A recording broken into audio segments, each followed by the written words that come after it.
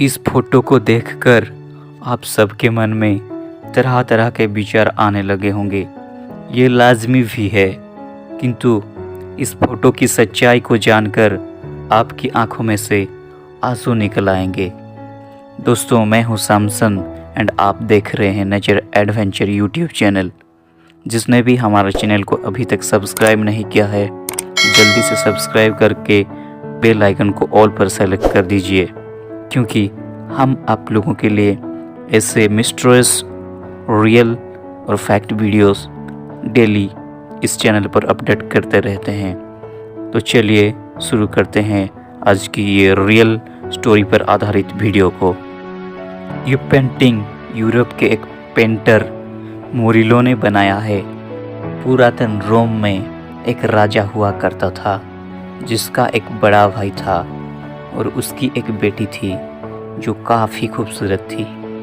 राजा को अक्सर ये डर सताता रहता था कि उसका बड़ा भाई उसे एक दिन मारकर उसका राजपाट लूट लेगा।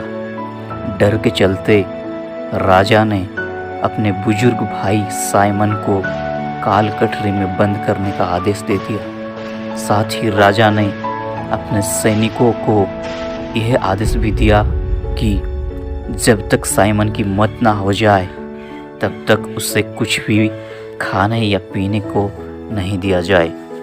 राजा का आदेश मिलने के बाद सैनिकों ने ऐसा ही किया। जब साइमन की बेटी को इस घटना की सूचना मिली, वह सीधे राजा के पैरों पर गिरकर पड़ी और अपने पिता को रिहा करने के लिए गिड़गिड़ाने लगी। और उसने राजा से कहा, यदि आप मेरे पिता को रिहा नहीं करना चाहते हैं तो ठीक है, लेकिन आप मुझे दिन में 2 बार अपने पिता से मिलने की अनुमति दें।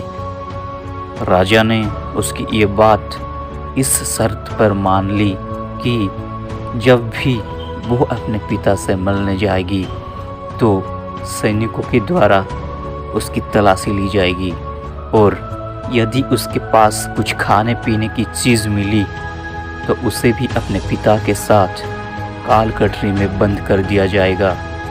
इसके अलावा राजा ने अपने सैनिकों को उस काल कठरी की दीवार में एक छेद करने के लिए भी कहा, जिसके जरिए साइमन और पेरू आपस में बात कर सकें। जो पहले दिन पेरू अपने पिता साइमन से मिलने काल कठरी के बाहर गई तो उसने देखा कि उसके पिता की हालत बहुत खराब है। यदि उन्हें कुछ दिन और खाना पीना नहीं मिला तो वो मर जाएंगे।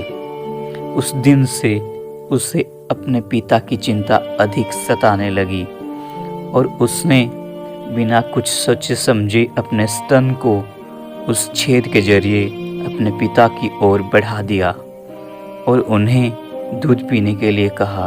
अपने बेटी की इस बात को सुनकर साइमन अचंभित रह गया और वो इस सोच में पड़ गया कि वो अपने बेटी के दूध को कैसे पिए, लेकिन उसके पास अपनी जान बचाने के लिए दूसरा कोई चारा भी नहीं था। आखिरकार उसने अपने बेटी की बात को मान लिया, जिसके बाद हर रोज़ उसकी बेटी अपने स्तन का दूध अपने पिता को पिलाने लगी ताकि उसके पिता कुछ दिन और जिंदा रह पाए। ये सिलसिला काफ़ी दिनों तक चलता रहा।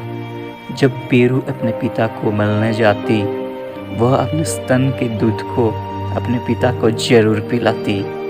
काफ़ी समय गुजर जाने के बाद अब राजा को ये लगने लगा कि उसका भाई कुछ ही दिन का मेहमान है। यह सोचते हुए जब राजा अपने भाई से मिलने काल कठरी में गया तो उसने देखा उसका भाई साइमन केवल थोड़ा कमज़ोर हुआ था, लेकिन मरा नहीं था।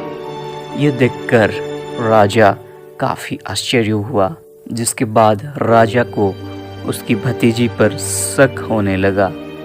उसे लगने लगा कि पेरू ने साइमन पर कोई जादू टोना किया है। इस बार राजा ने सैनिकों को आदेश दिया कि वो पेरू पर नज़र रखें। जिसके बाद पेरू के आने का समय होने से पहले ही सैनिकों ऐसी जगह छुपकर बैठ गए जहां से उन्हें साइमन और पेरू दोनों दिखाई दे। अब पेरू के आने का वक्त हो चुका था। जैसे ही वो आई उसने साइमन से कुछ बातें की। इसके बाद बड़ी ही चालाकी से पेरू ने बाहर खड़े सैनिकों की तरफ पीठ करके धीरे से अपनी चीली उठाई और बूढ़े पिता को दूध पिलाने लगी। इसके बाद सैनिकों ने साइमन के साथ साथ पेरू को भी बंधक बनाकर काल कोठरी में डाल दिया और इस घटना की जानकारी राजा को दिया। राजा ने दोनों को राज दरबार में पेश करने का हुक्म दिया। पेरू का पिता के प्रति प्यार सच्चा था और वो हर हालत में अपने पिता को बचाना चाहती थी, इसलिए उसने ये कदम उठाया, जिसे देखते हुए पेरू के समर्थकों की संख्या बढ़ने लगी और जिस दिन उनको राज दरबार में पेश किया गया उस दिन लोग राजमहल के बाहर इकट्ठा होकर राजा का विरोध करने लगे। लोगों के विद्रोह को देखते हुए विद्रोह के डर राजा ने पेरू और उसके पिता साइमन को दंड मुक्त कर दिया।